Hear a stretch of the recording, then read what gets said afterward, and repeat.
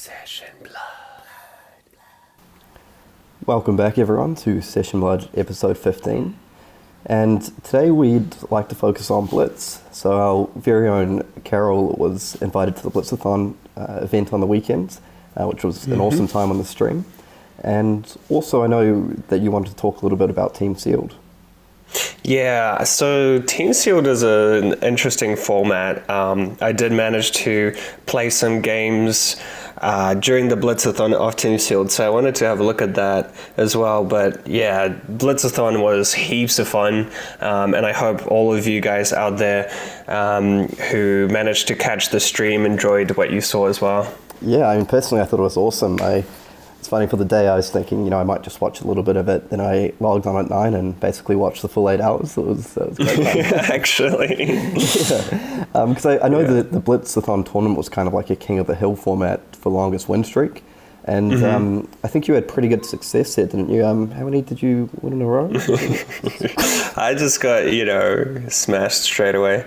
Not to give any excuses, but I couldn't test anything, unfortunately. Got a busy schedule now with the baby, but basically went in there, created my Runeblade deck, didn't test it at all, went in there hoping for the best, and got to verse the New Zealand national champion first round.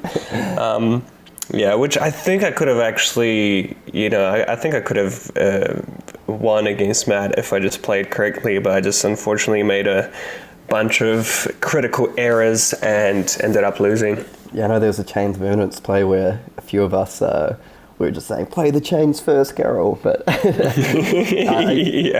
really liked your deck though. I thought it was pretty cool. All right. Yeah, I played a few games against Nick Holding actually afterwards and just got completely smashed. So I don't know if it's viable in the format.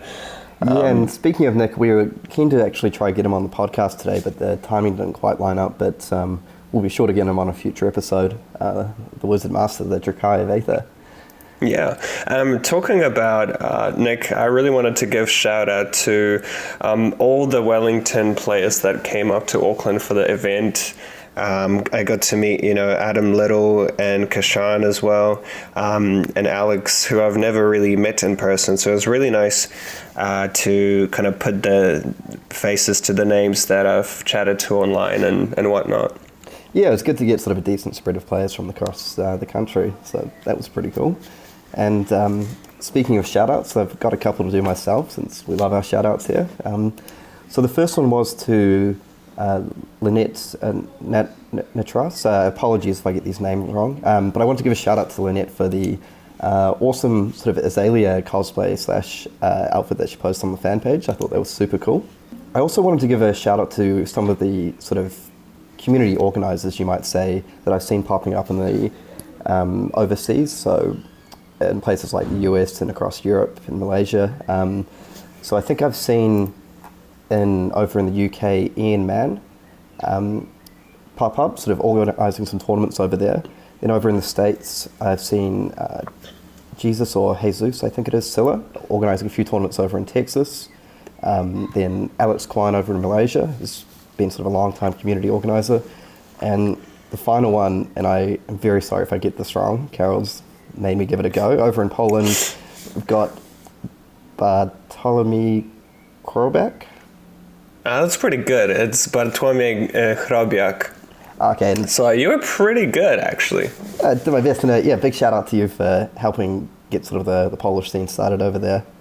Yeah, I definitely joined the Flesh and Blood Polska, which is the Polish channel, and I'm spamming every comment, of my feedback. I feel like I've had a lot of experience with Flesh and Blood compared to other Polish players, so I really want to get all the Polish players up to speed and start, dominating the world scene of Flesh and Blood. Awesome. I know there's a bunch of great community organised out there. I'm sure that I didn't get around to. I've just sort of tried to see a few that popped up on Facebook, but I wanted to give a shout out to all of you that are helping grow the game in all these different areas. So Flesh and Blood can take over the world.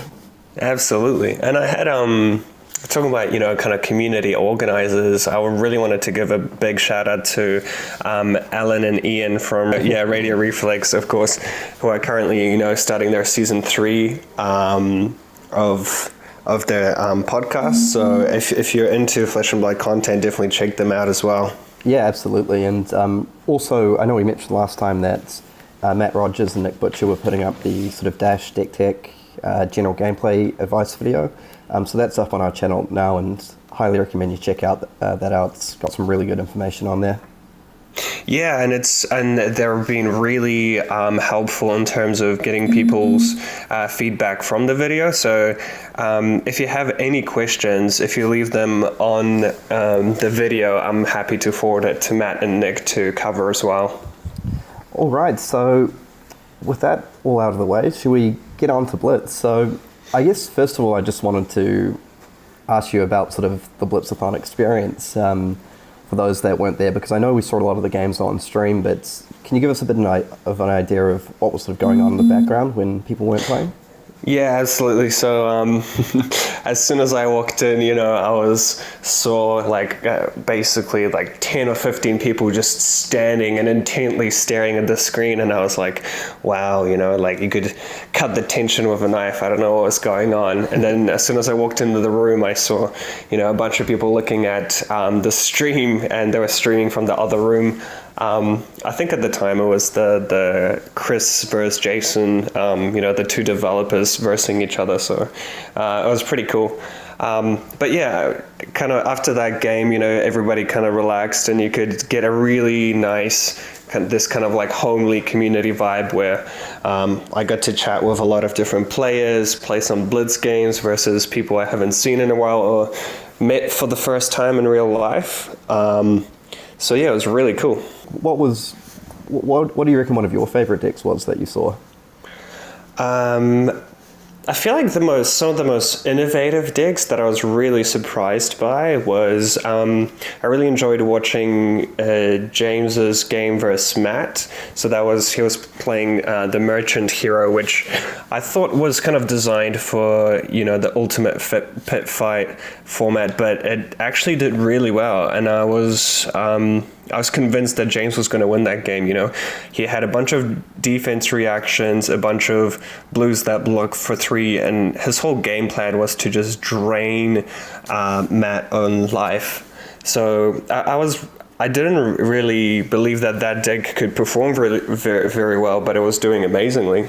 Yeah, because I could see he was trying to set up for the big late game turn because he had a bunch of potions down, and he wanted to go sort of double last ditch efforts. So which hits for 8 with go again if you have no cards left in your deck. So he wanted the double last ditch effort into a command and conquer to just sort of really push through a massive 20 plus damage turn. Yeah, exactly. And the second deck that I was really kind of really liked was seeing Jason Chung playing Shiana, the legendary hero, which, I thought it was a bit of a meme hero, but I saw the potential, and his game really shows that, if you have a clear strategy, you can pull off some crazy stuff. Unfortunately, he did lose that game. It was a pretty tough to win, especially when he went for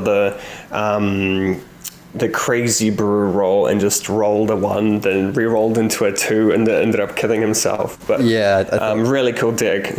I thought that was quite funny when I saw he was going for this big setup, and then unfortunately just dies to.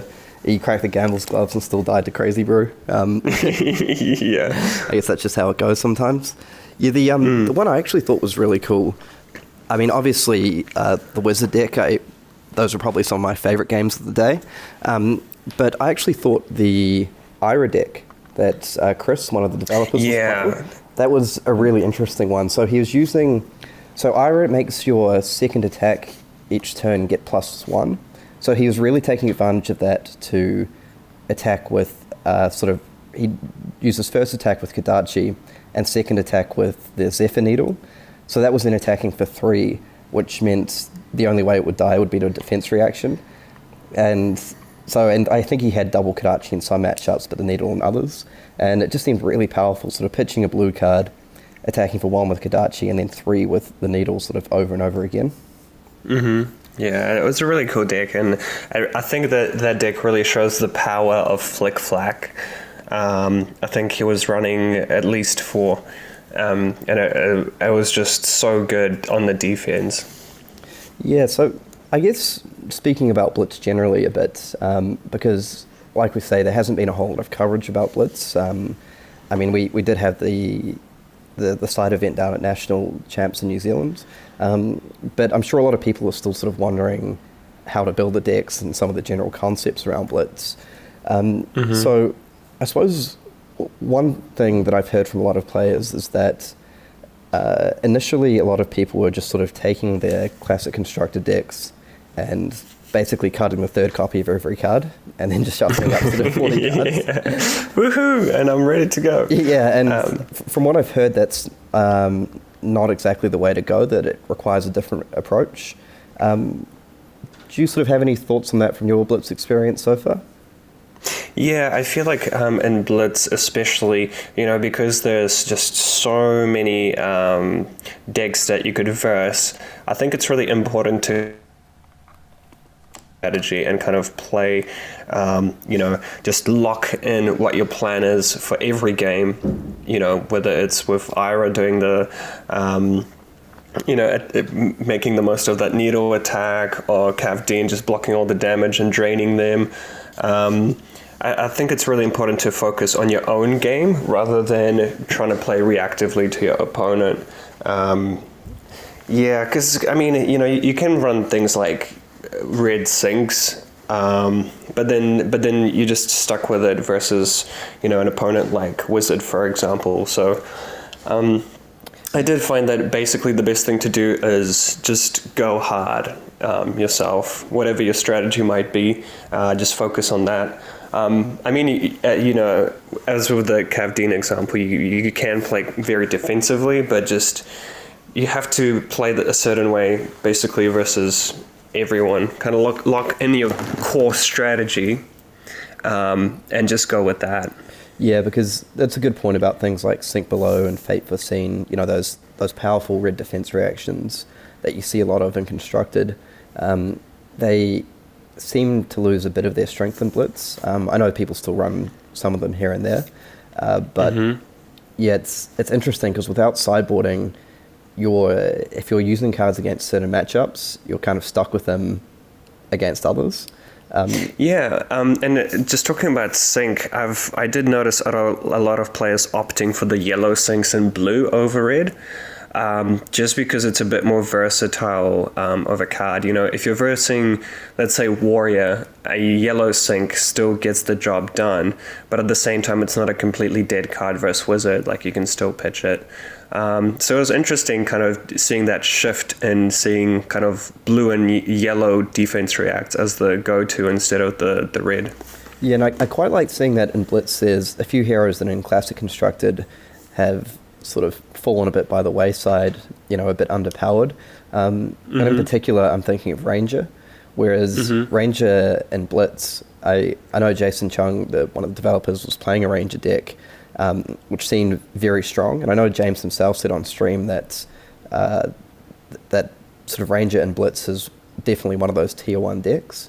And one of the really interesting things about Ranger is that, like we said, how there's certain cards that are good in some matchups but aren't in others. Ranger, because of Azalea's ability, which allows you to sort of cycle around your arsenal cards, it enables you to play cards like Irina's Prayer, which obviously are extremely good against Wizard and some forms like some of the Runeblade decks, but do nothing against others.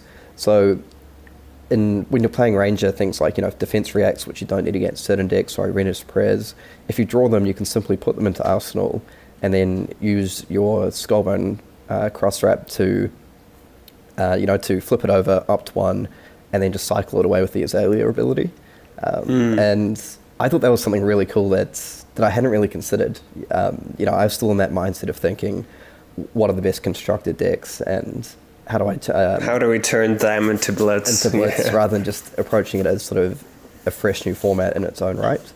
And actually, one really cool thing I saw in that deck was Jason was running, I think against Wizard, he had the Findal's Tunic, but he explained later on that in all the other matchups he runs Hard and Cross-Trap, and which is, you're kind of wondering why would he do that. It's because he runs a single copy of Command and Conquer.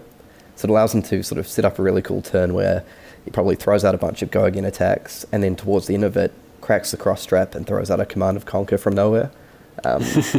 So that's one of the things about Blitz. I like the fact that it's very much an open format at the moment. So, I mean, I suppose Constructed is in its own way, but there's definitely sort of tier lists in a way for decks that we've seen move around a little bit, but be relatively stable. Whereas in Blitz, I feel like you can test basically anything.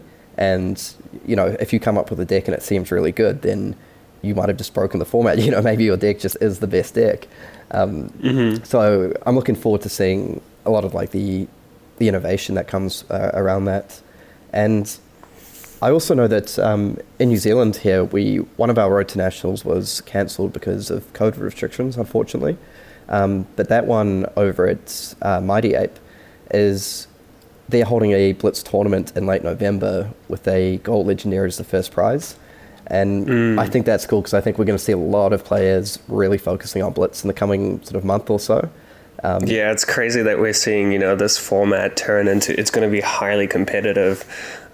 So it's going to be interesting what people come up with for that. Yeah, because, I mean, I've been playing around with a bunch of different decks. I've tried sort of, you know, Wizard, I've tried Kasai, I've played against some Benji decks, so a lot of cool things. I really like someone to sort of play something like a Shyana or a Data Doll deck. I know Reese from down in Wellington had a Data Doll deck that they put up online, so big shout out to you, Reese. I'd be keen to give that a go at some point as well, for sure. Yeah, that'd be interesting. I feel like with Data Doll, you can do crazy stuff with that new equipment. I'm not sure, what is it called again? Do you remember? The Visitronic model yeah, the one D or something? Or 2? Yeah, the headpiece. But yeah, basically it lets you kind of stack your boosts with your hand. So you can do some crazy stuff with that in Data Doll where you go for a big boost turn and just use cards the items in your hand, put them on top, boost that, get that into play, you know, and just keep doing that. Yeah, for sure. And I was wondering actually if you had any thoughts on some of like the staple cards that we've seen in Blitz so far, because one in particular that I was thinking of that was very popular and Constructed but has sort of fallen off a little bit is Sigil of Solace Red. I noticed that a lot of Blitz decks were playing that, and one reason I kind of figured is because in Blitz you start on 20 life, so Sigil gains you 3 life, but in a way, if you like, it almost gains you 6, if you know what I mean, compared to Constructed. Yeah, I mean, percentage-wise, you know, starting on your health, like, gaining 3 life is massive. And I definitely agree that it's, you know, it's one of those cards that just seems to do a lot more in Blitz than it did in Constructed. Yeah, and I've seen other cards like Scar for a Scar pop up in a lot of aggro decks. I suppose it's similar to Constructed as well. But yeah, it just seems really punishing if rather than, you know, you sort of take 1 damage on turn 1 and then your opponent leads off with a 4 damage go again. And yeah, I guess... Yeah, I was going to say that, you know, one of the kind of classic pocket plays that I see a lot of players do, including myself, is, you know, Mage Master Boots and Tome of Fyendale. That can really just turn the tide in a Blitz game. You know, setting up a Tome in your arsenal and then being able to draw 2, you know, possibly taking some damage to have a 6-card hand, gain 6 life in Blitz is insane. You know, you can just do so much damage with 6 cards. Yeah, because I saw Nick Holding actually do that on Wizard, not with the Mage Master Boots, but because of the way Kano plays. Sort of, setting up, taking a bit of damage, and then going Tome from Arsenal, gaining 4 or 5 life, and then just comboing off with Kano, pitching a bunch of blue cards to power through some spells.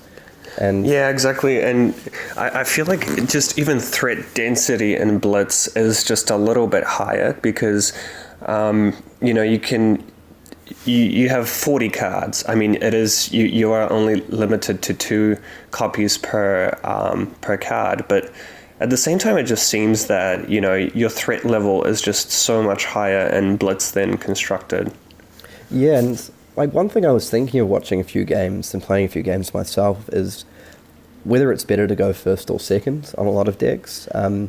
Because I saw, watching, I think, Jason and Chris play, I think often on their turn one, they might sort of pitch one card for a weapon attack or something, and then just arsenal a card and pass or do nothing, which is one way. But I found when I've been playing Blitz, I feel because you start on 20 life, it's sometimes worth just going all in and hoping to catch them out and get through like 4 or 5 damage, particularly if people playing cards like Sigil of Solace or Irena's Prayer, those 0 block cards. You know, if that's worth it, or if it's better to go second and just kind of block out the first hit and try and grab the tempo from the get-go. And I guess it might be one of those things that it's deck dependent, but I think that's another thing for aspiring Blitz players to maybe try work out in your testing, whether it's beneficial for your deck to go first or second, because in a format where games can, you know, sometimes last 3 or 4 turns, I feel that can be quite crucial. Yeah, no, definitely. And yeah, I feel like that you have to be, how to say it, like even with the, you know, the boots into Tome of Fire play, just make sure that it's quite easy to assemble different like combos and to set up big plays. So I feel like doing things like, for example, with Brute setting up like an big out of war turn with barraging beatdowns and whatnot, I feel like it's, or like a Blood Rush Bellow turn and claws, it just seems a lot easier to do so because it's easier to draw those pieces. So I feel like it's you can try and basically go for like big setup turns way easier in Blitz than Constructed. Yeah, and I was thinking about sort of very early sort of power rankings or tier rankings for Blitz heroes, and because those kind of do change the format quite a bit. You know, if one deck's very good, then it has a flow-on effect to how other people build their decks. And I mean, my first thoughts, just sort of playing a few games and watching the streams, is that I feel like Wizard and Brute are kind of right up there near the top. And I mean, Brute's very good in its own right, but I feel the fact that Brute is quite good against Wizard because of how Intimidate works, it really kind of vaults it right near the top of those tier rankings because Wizard seems to be perhaps the best deck in the format. Yeah, Wizards, you know, and talking about those kind of like setup combos, you know, for Wizards setting up that Stir into Fork Lightning combo is a lot easier in Blitz than it is Constructed, and it's way more punishing in Blitz. You know, your opponent's on half-life, so I feel like when comparing the two formats, it just seems that Wizard gets a massive spike just because of how it works. So I definitely see it as one of the kind of decks to beat, if not the deck to beat, because, I mean, even against Brute, it is a lot trickier for the Wizard player to get the win, but I feel like it is doable for Wizard, whereas in Constructed, it's a lot harder for Wizard to win that matchup. So yeah, I think out of all the decks, I would say that Wizard is the deck to beat. And it, you know, extremely punishes decks that run defense reactions, and that are just not prepared for that matchup. And it's just so painful, like having to run prayers in your Blitz deck because, I mean, you can't sideboard. So yeah, it's just a bit tricky. It makes this tricky for deck construction. Yeah, and it's interesting with Wizard, I find as well, that a lot of players sort of, you know, strategy against Wizard is to run 3 or 4 null runes.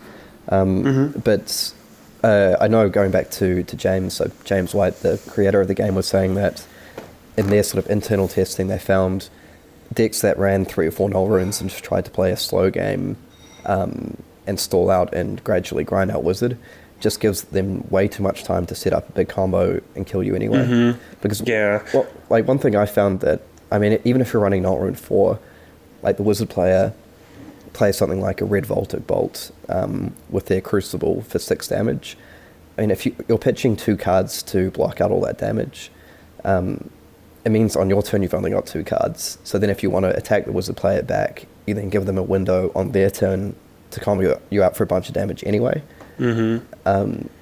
So I do wonder... Yeah, and it's just quite easy for the wizard player to pick their spots. In that situation, it's like, do you just pass the turn? Then you're just putting zero pressure on the wizard, and they can burn you on their turn again, probably. So I feel like, because of the instant on Kano's ability, it's just so hard to fully utilize those null runes to protect you 100%. The best you can do is basically just swing with weapon, maybe holding a blue pitch up, and you do get in that situation where you're just letting the wizard player do whatever they want, basically, because you're not putting any pressure. Whereas, I feel like it's actually harder for a wizard to deal with these red line decks that don't run any null runes and just try and race you, Yeah, because I suppose that's how the format is quite difficult to navigate, because if you're expecting like a wizard heavy meta, do you put too much focus on wizard and play a very aggressive deck? But does that then sort of open up a window for some of those slower stally decks to get through? Oh, stall you out. Yeah, and I do wonder if we might see even some of those slower decks start to run prez, even in decks with like reasonably high yellow and blue counts. With the idea being that you just need to block out the wizard player's sort of critical turn where they're going in to get you for a ton of damage, and then hopefully sneak through enough damage to win. Because the other sort of top tier deck that I feel we should talk about is that Ira deck. So that's the deck definitely that ultimately won the day. So Chris was playing that, Chris the developer, and got 5 wins in a row. So he managed to take down Nick Holding on Wizard in the final, but the sort of consensus, I think, amongst the developers is that that's usually a pretty tough matchup for Ira for the reasons we spoke about earlier. It's that even with those 4 null runes, you just give Wizards sort of all day to set up their huge, Stir the Aether Winds, Fork Lightning, Blazing Aether combos, that sort of thing. Yeah, and even, talking with Nick Holding after, he was kind of beating himself up because he said, he missed that he had lethal in that game, and I think he just didn't notice it at the time. So, it just seems like a really tough matchup for Ira, but that deck seems so strong. Yeah, and I know he was playing the Arcanite Skullcap instead of the Talismanic Lens, and the reason for that is it was a gold Arcanite Skullcap. So really just wanted to show that off on stream, eh? And I understand that, sometimes you got to flex with your with your gold legendaries. But because speaking of the equipments as well, I think that's another angle where Blitz requires sort of a whole new take on what equipments you're running, because the traditional idea of just saying, okay, for my chest I'm running Firendale Spring Tunic, and for the headpiece I'm running Arcanite Skullcap, isn't necessarily correct. And, the strength of Firendale's Tunic in Classic Constructed is that over the course of a long game, it's going to generate you a lot of resources for free. Whereas in Blitz, things like, I think we saw a lot of hardened cross straps, and, in Warrior maybe Courage of Bladehold, cards that have a powerful impact in their own right. So the cross strap, letting you play a 2-cost action for free effectively, the Courage of Bladehold and Warrior being able to block for 2 and then either block for 1 or giving you a free weapon attack later on. So I guess that's another sort of potential trap when you're constructing your Blitz deck. Don't be afraid to try something new in regards to your equipment. Yeah, definitely. A lot of these kind of, you'd say, common or rare equipment actually become really powerful in this format. Yeah, like Tunic. I mean, even I've started noticing in Constructed people playing it less and less, just because, depending on the matchup, there's just so many good other options. And yeah, but Tunic doesn't block well. You really have to play an extended game to utilize the extra resources. I mean, if a game takes 3 turns, like, you barely make 1 resource with it. So yeah, there's just a lot of options for that, and I feel like that's where we're going to see a lot of what's the word, kind of development or innovation in Blitz is creating decks that are just great 40 card decks, but really, optimize the equipment for each matchup. So getting used to the flow of every matchup and then adjusting your equipment based on that. That's the true sideboarding of Blitz. Yeah, and I wonder if we might start to see decks that are more focused on trying to get those gaining an advantage on turn one with really value turn one plays. So cards that I'm thinking of, like potions, are a classic example of that. In Blitz, if you get something like an energy potion or a potion of strength down on turn one, it just feels like you're, so far ahead. Because even compared to Constructed, in a game that can go very quickly, having an extra 2 resources on your turn and something like Wizard or any deck really just seems massive. And other cards like, I suppose, Sigil of Solace, that's why it's particularly good in Blitz as well, in a 40 card deck, where you've got sort of a decent chance to play it on turn one and get a pretty decent life lead. And I even wonder for Runeblade cards like Read the Runes, for example, as well. I know it has its like positives and negatives, but being able to just sort of, generate a rune chant with your grasp and then a Read the Runes for 4 rune chants on turn one. That is massive. I mean, that's like, a fifth of someone's life, potentially. Yeah, exactly. And, you catch them on a turn without enough blues in hand and you're looking pretty good. Yeah. Yeah, so I can't wait to play more Runeblade and Blitz. Yeah. I reckon it's got potential. And talking about Runeblade, I feel like cards like Chains of Eminence are just so much better. The size of decks are a lot smaller, so there's a higher chance of hitting the key cards of your opponent. If I played my chains correctly, like hitting that Warrior's Valor versus a Warrior player can just be devastating for them.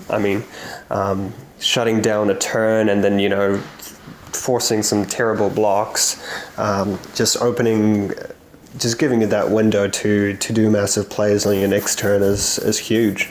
Yeah, because I think there's a decent amount of decks in Blitz that would run sort of 6 copies of particular cards. And Brute's Barraging Beatdown. I feel like that's a big staple card for them. So it does require some skill in navigating, what they've already pitched, what's in their graveyard, and just working out what cards each matchup has. But it can be very, very strong. Yeah, because, like Barraging Beatdown and Brute and sort of Warrior's Valor and the Warrior decks, I think I looked at the math, and if you play your chains on turn one and someone's got 6 copies of a card in their deck, you're about 50% to hit one of them, which is, if you're making them play with a 3-card hand in such a quick format, that can just be pretty devastating, I think. If you hit 2, that might just win you the game on the spot almost. And the longer the game goes on, the more information you have from your opponent about what they have played or what they've pitched.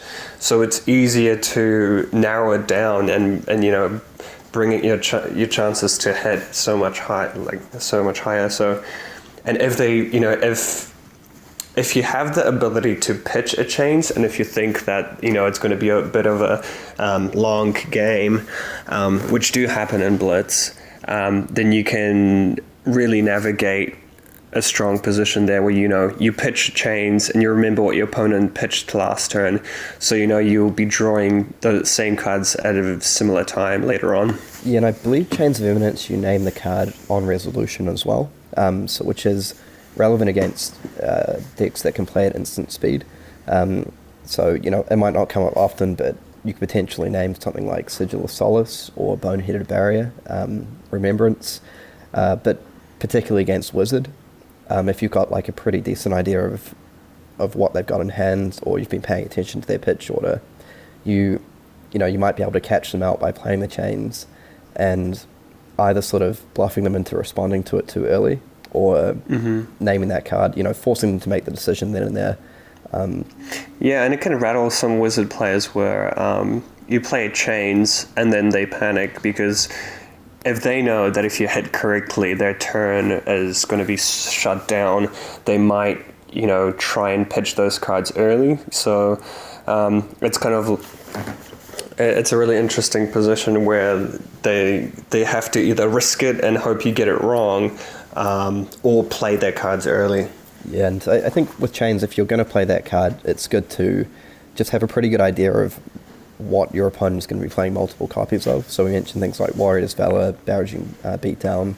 I feel against Wizard, cards like Voltic Bolts and Snapback, they're generally going to be running, probably at least 4 copies of each of those, just so that you're really giving yourself the absolute best chance to, to gain a big advantage doing it. Yeah, exactly. Another thing I was going to mention is, for example, in Warrior, if you're versing Kasai, it could be a good idea to name Hit and Run, because I feel like that's definitely a card that they run 6 of. I think it's even more crucial for them to get one of those than Warrior's Valor. Yeah, that's true. So letting them get that sort of automatic second attack, so naming Hit and Run, and so Chain's an interesting card. So it's just another example of how Blitz is a very cool format with its own kind of synergies and interactions and sort of tricks that you can pull off. What do you reckon are kind of more tier 2 decks that are still pretty decent? I mean, we've talked about Wizard and Brute kind of sitting at the top there, with Ira in the top 3 as well. Would you say Ranger is part of that top level? I think so, mainly because it seems to have a pretty decent game against Wizard. Now that's quite a swinging matchup from my experience. Like, you can, because in Ranger you're often just running Arcane Barrier 1 from your helmet.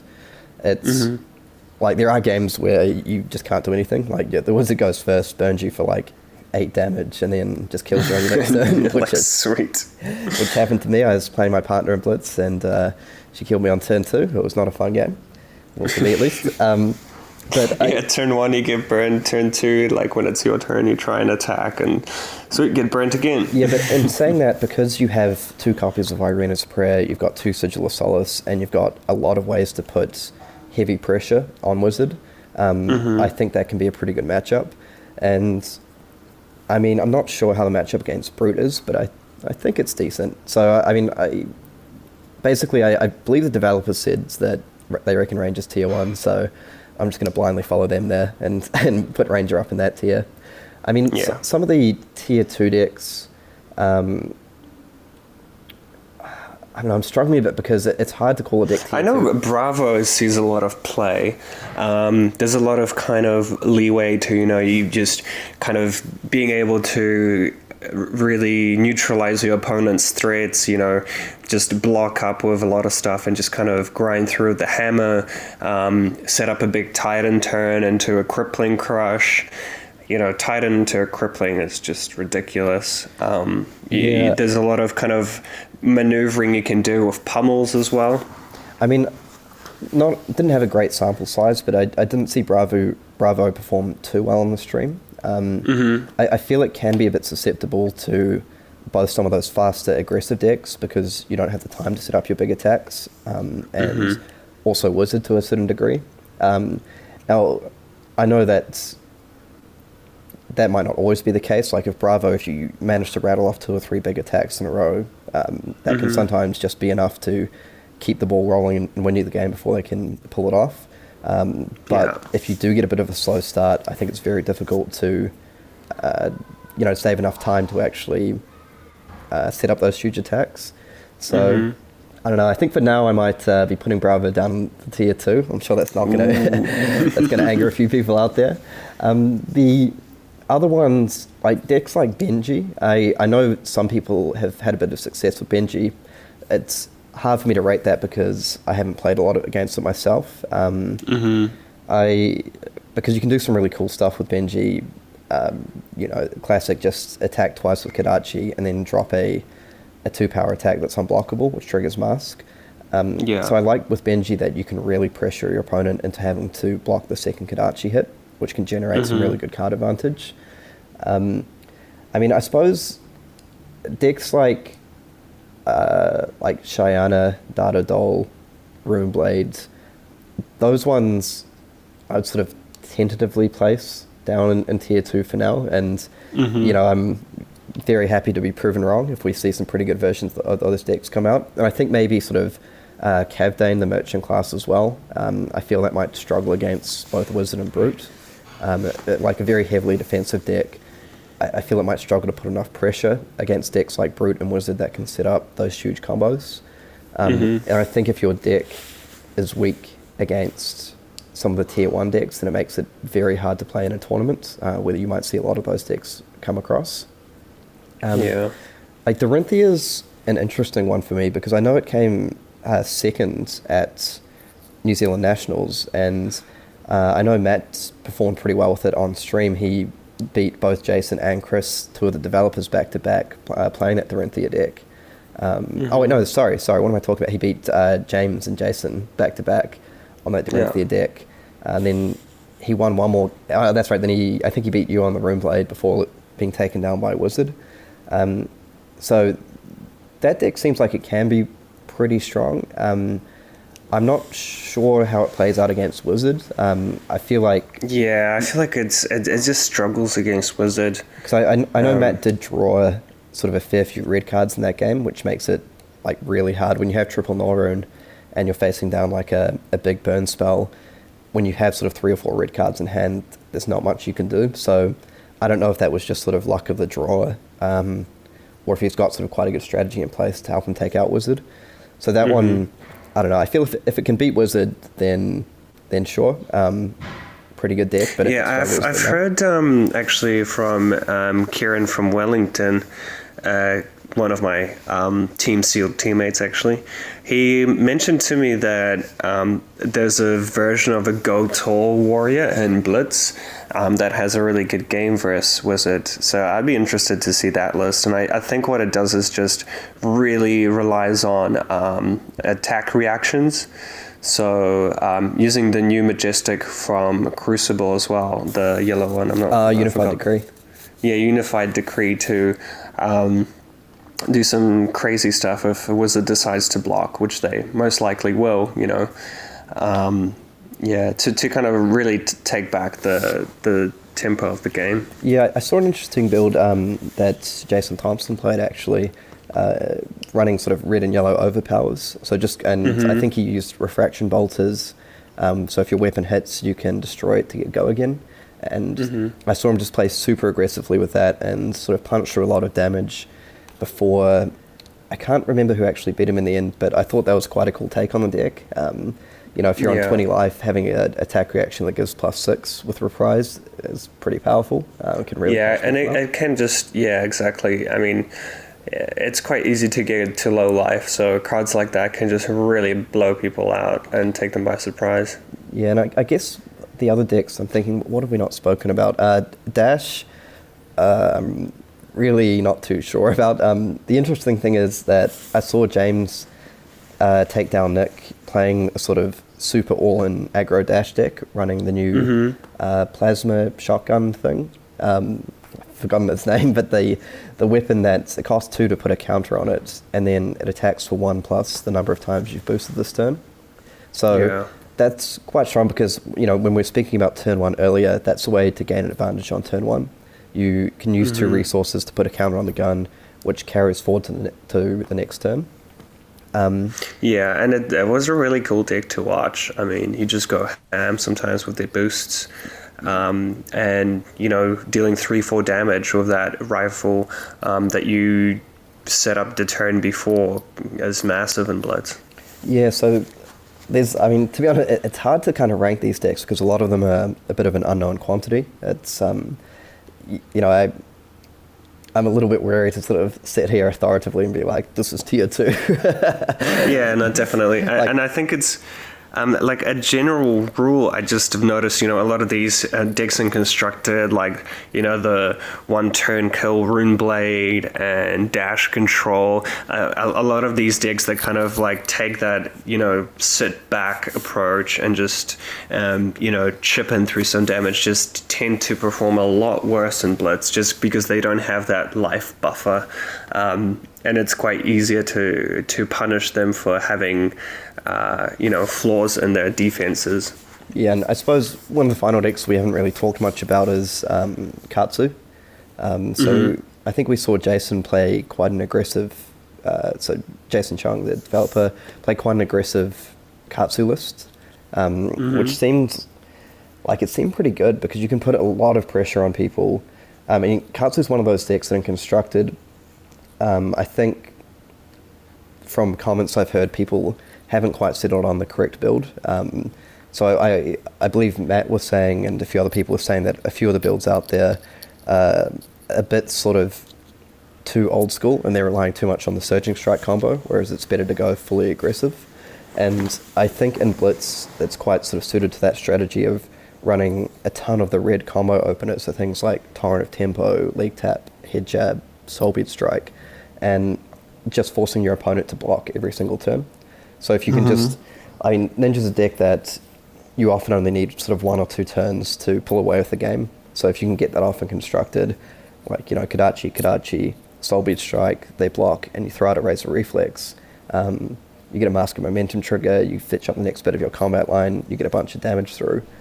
I think the combination of being on lower life plus there being fewer defense reactions in the format can really help a Katsu deck kind of thrive in the format. But yeah, I guess my kind of general impression on the format is that if you have a deck that can beat both Wizards and Brute, which are 2 decks with kind of like very different game plans, but in a way they have some similarities in that they can sort of set up these big combos that you just can't deal with. If you have a deck that can beat both of those, I feel like that puts you in a pretty good spot. So that would probably be where I would start my testing. Like Wizard and Brute would be the gauntlet. If my deck can just straight up not beat either of those decks at all, I'd probably move on to something else. If it can beat one but can't beat the other, then that's where I might tweak it to see if I can improve it for those matchups. Yeah, and talking more about Brute, I feel like, whether they're going Claws or a Romping Club, I've seen success with both. As the hero, I think Reina still looks like the stronger one, with KO just doing some, cheeky stuff from now and then. But I did want to try barraging Bighorn in KO. It just seems that, it's a good trade-off. You either attack for 12 or 14, depending whether it's a yellow or a red badging Bighorn. But, attacking for 3 is still tricky because it still forces a double block. So I think there's some potential there for the KO hero to shine. I still haven't quite worked out. If anyone out there has any idea on how to play the hero, do let us know. Yeah, it's an interesting, because you were talking to me about that the other day, and I agree. It's cool getting cards that even if the attack gets halved, then it's kind of okay because it forces a reaction, or like it forces a double block anyway.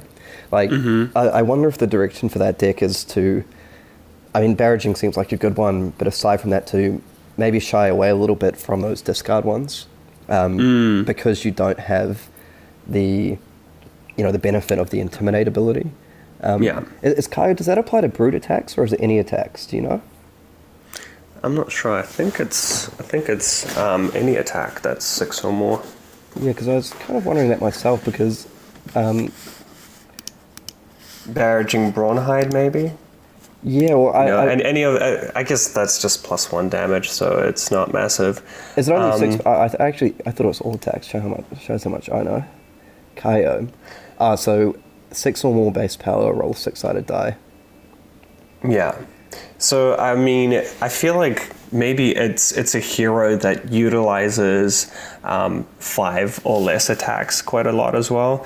Things like Swing Fist, Think Later. But then again, that is that discard you were talking about. Yeah, it's one of those ones that, like, I suppose that the way I heard Jason explain it on stream is that, like, if your attack goes from sort of 6 power to 3, it's not ideal. But even if that happens 2/3 of the time, you're happy because it loses 50% of its power going to that, but it gains like 100% of its power if it doubles. So, like, you know, you're losing... Quick math. Losing 3 damage, just gaining... I feel he explained it a bit better than that, but...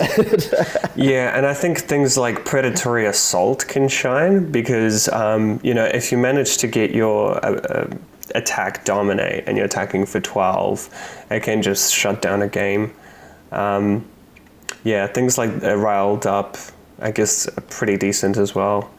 And Massacre as well. Yeah, but it's harder to hit those dominates with KO. Yeah. So it's a tricky one. Yeah, and I guess maybe there's a deck out there, you know, Gambler's Gloves, and you just kind of wait until you get, you know, you've got your huge setup and you roll, you hit a 4, you Gambler's Gloves, you roll a 1, and then you're sad. You say, I'm very unlucky. I guess with Gambler's Gloves, you have a better shot at hitting that big attack. Yeah, that's true. All right, so any sort of final thoughts on Blitz before I feel we should maybe start having a chat about Team Sealed, or I feel like we've gone most of it. I think we covered Blitz pretty well. It's a really cool format. I'm hoping I'll have time soon enough to join some armories and bust out my Runeblade. Oh yeah, one final thing about the whole idea behind the Runeblade deck is, you know, when people cut their defense reactions that block for 4, any attacks that attack for 4 become really problematic to block. So I think there's cards like Snatch becoming better again. You know, I really like the whole Nebula Blade interaction, you know, whether you go chains, whether you hit or miss, your Nebula still attacks for 4. So over time, those attacks for 4 start to become really problematic for your opponent to deal with. So that's just some food for thought, you know. All these kind of on-hit effects, Life for Alive, kind of Snatch, Pursuit of Knowledge. I feel like they have some place in Blitz where you can get an on-hit a lot easier. Yeah, and like a similar thing we talk about Ninja for like Soul Beat Strike, Leg Tap, those attacks that hit for 4. Your opponent can only sort of block so many of those with equipment before they start forcing double blocks, and it's just a real pain. Yeah, absolutely. But yeah, anyway, so moving on to Team Sealed, so that's something that I don't have a lot of experience with, and I don't think it's been like a widely played format at all. But yeah, I have heard that there may be some upcoming tournaments featuring Team Sealed. We had some rumors that there might be something like that. I think in January, sometime early next year. But yeah, I think me going into that format was a lot different than actually playing it, I found. It's really cool. The coolest thing that I like about it, I think it's the only format, or only kind of official format that you can play, you know, Welcome to Wraith, Arcane Rising, and Crucible at the same time in Limited. So yeah, that was really cool. And just to give you guys an overview, the way it works is you have a team of 3 players. You get 6 Welcome to Wraith packs, 6 Arcane Rising packs, and 6 Crucible packs. And out of those 3, you construct 3 decks, you know, of any of the 8 classes. And I believe if you have to open one of, you know, the new Crucible heroes to play one of them. Oh, that's interesting. Yeah, so if you want to play something like Benji or Datadol or, you know, any of those new Crucible heroes, you can play them in the format, but you have to open them. And the same thing goes for weapons. So if you want to play, let's say, Bravo with Sledgehammer, then you have to open it as well. Do you know if that applies to like the basic weapons? Because I know there's weapon tokens in Crucible. Oh, no, you can use basic weapons for any class. Okay, that'd be kind of funny. Your team has 2 weapons between 3 people. But the equipment does have to be redistributed before you play. So, for example, if you were a ranger or something and you were worried about arcane barrier, that was actually talking about ranger. Like, that's the reason why we decided my team decided to play ranger, was because of the braces that gave me, who was playing ranger, that arcane barrier 1. But you have to redistribute the null runes before your matchups, which is, I found, it just seems like that Runeblade and Wizard have a bit of a advantage in this format, because you might just verse someone without any null runes. From our perspective, from our team's perspective, that's something that we did find to struggle with it a little bit, because we only had, I think, 2 null runes between 3 people. So yeah, and the deck construction itself is crazy, because you have 3 people who are all looking through the 8 classes and just trying to work out what the best thing to play is. My team was, we actually had 4 people, because there were so many people keen to play, so we kind of swapped. But yeah, we had Wenwei, Regan, and Kieran from Wellington plus me. So it was pretty funny, because as soon as Regan opened the Brute Majestic in his Crucible pack, he was just committed to Brute. So we didn't really have to worry too much about that particular class. But it just took so much time to try to, work out, like, what are the best classes, how to spread the generics amongst the 3 classes. That was a really big one. And then we just got playing. So what did your team end up playing? So did you have a Brute, a Ranger, and what was the 3rd class? And we had Wizard. We decided that Wizard as a class seemed so strong in the format. I mean, you're not expecting your opponent to have more than 2 null runes. So that already kind of, gives Wizard a bit of an advantage, I felt. And yeah, so we locked in Wizard and Brute quite early on.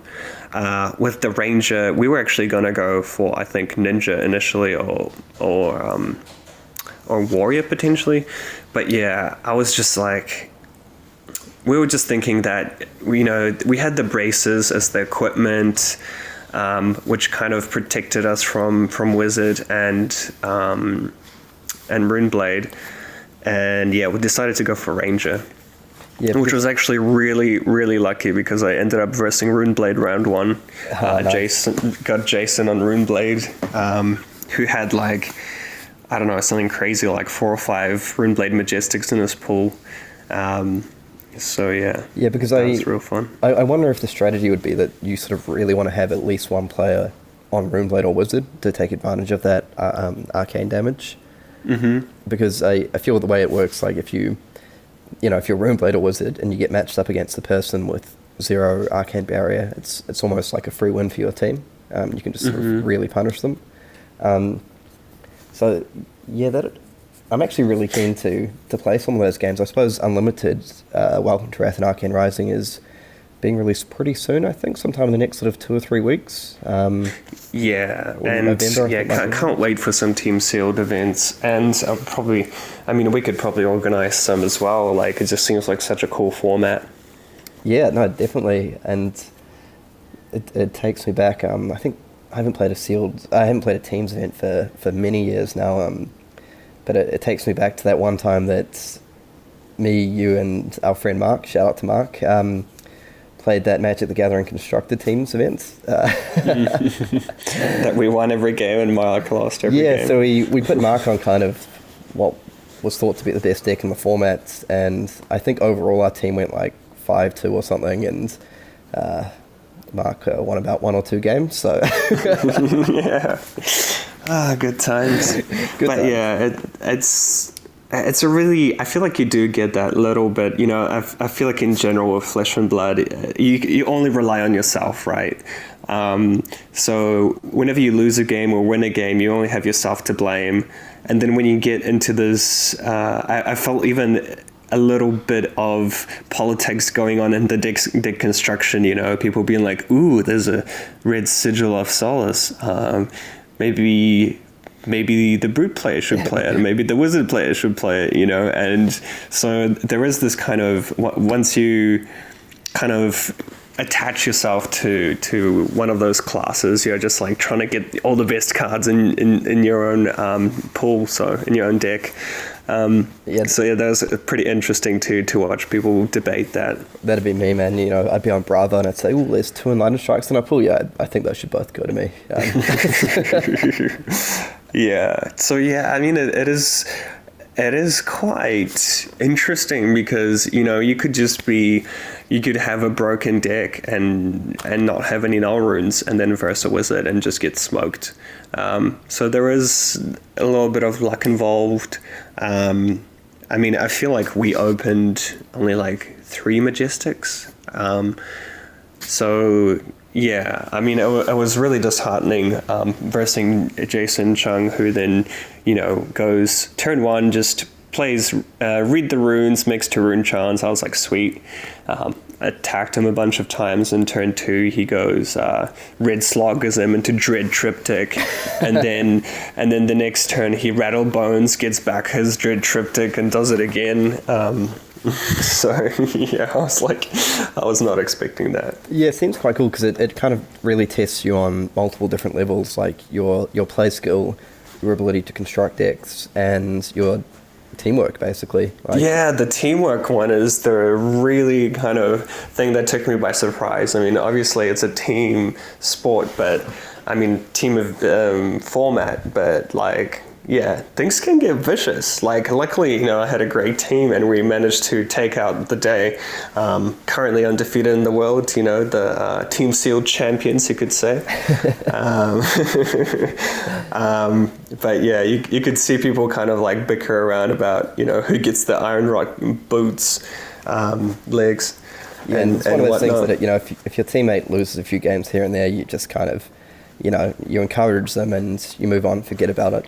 Much like us with Mark, with that team sealed 15 years ago. But yeah, even if, you win your game and then you're observing your teammates' games and you can't help them and you're just like, oh, biting your nails. Yeah, do you know the rules around that? Because I know in some team seal formats or in some team formats, you're allowed, if you stay seated at the table, you're allowed to help your teammates. Was that kind of the rule that was being enforced, or was it pretty informal? We had the rule that basically you can't interfere in any games. You can, watch the game, but it's all up to the player who's playing to make all the decisions. Yeah, and I guess that seems about right, to be honest. Yeah, it all seems fine. But yeah, it's cool. So a lot of kind of developments in the Flesh and Blood world, because for a long time it was all sort of dominated by Classic Constructed. I know the developers were a little bit disappointed that they put a lot of work into the Arcane Rising draft format. Unfortunately, that didn't get too much gameplay because of the COVID shutdowns everywhere. It just couldn't be done. But it's quite cool to see these new formats like Blitz and Team Sealed sort of coming to the forefront. Because I know at some armory events around New Zealand, it's sort of getting record numbers at armories, 15 to 20 people turning up to Blitz events. Yeah, and I think, once Unlimited drops, I think we'll see a big resurgence and Welcome to Wraith, sealed events, drafts, Arcane Rising drafts. So I feel like it's going to be cool. I quite like the fact that, I did manage to play a few Arcane Rising drafts myself, but I'm still kind of have that anticipation and excitement that I did before, because I really want to play some more. Yeah, same. I've only done like a few drafts here and there, I think, for Arcane Rising, so I'd be super keen as well. Yeah. Alright, I guess that kind of brings us towards the end of the episode. Any final thoughts on Team Sealed, or do you reckon we've pretty much covered it? Yeah, oh, definitely. I think it's going to be a really fun format. I do hope to hear some announcements about, some events coming up next year, but I can imagine, if this is going to be a competitive format, something along the lines of the calling, or, if there's massive prizes on the line, I feel like we're going to see some insanely strong teams sign up for that. And hopefully, some dramas here and there of people bickering about constructing their lists. Yeah, I guess it'll be pretty, I always hope the best for people and good, sportsmanship and teamwork, but it would be a little bit funny to see a bit of drama after a game. Yeah. So it makes it for my team, I want myself, Rohan, and T-Pain. I'd be the guy on the winning end who's got the game on and then just makes a huge mistake, and it's like, oh, sorry guys, maybe next year. Yeah. All right, then before we go, there were a couple of shout-outs that I missed that I just wanted to throw out there. One was to Alvin, who won the latest Malaysian Road to Nationals on Warrior. I think we saw a Warrior Ninja final in that one, which was a bit of a throwback to the good old days. And I think pesky mechanologist. Yeah, and I think it was actually a Ranger deck in the top 4, and unfortunately I've forgotten the name of the player who was on that Ranger deck. So I'm sorry about that, but big shout out to that Ranger player. I think that's probably the first time we've seen a Ranger even in the top 8 potentially. So yeah, I think it could be. So that's a really good result and well done. And finally, I wanted to give a shout out to someone who has, I think, a lot of similarities with myself. I think a lot of comparisons can be drawn Here we go. to 4-time NBA champion LeBron James for taking out the NBA title. And I know we've got a few listeners who follow the NBA as well, so I was pretty happy to see that. Karol was having a bit of fun when the other team was winning, but we got there in the end. Go Lakers. Yeah, it was just so funny, being a person who doesn't really know much about basketball, just being like, oh, Miami Heat are going to win, and then people get so upset. Yeah, so I'd be there watching a game for 2 hours, and I'd be typing in our group chat, I can't believe these refs, to people who aren't watching the game. And because back in the day when Karol and I were flatmates, I'd be watching a game at home, and I'd get to the fourth quarter, and I'd sort of pull him and be like, Karol, you got to watch this. And he'd be like, okay, I guess. Yeah, good. Watched a lot of basketball. Good times. Anyway, I guess on that note, we'll finish off the episode for today. Thank you as always for sticking with us, and we look forward to joining you again next week. Yeah, and we might have some exciting guests coming up next week and the week after, so stay tuned. Bye, everyone. Session Blood.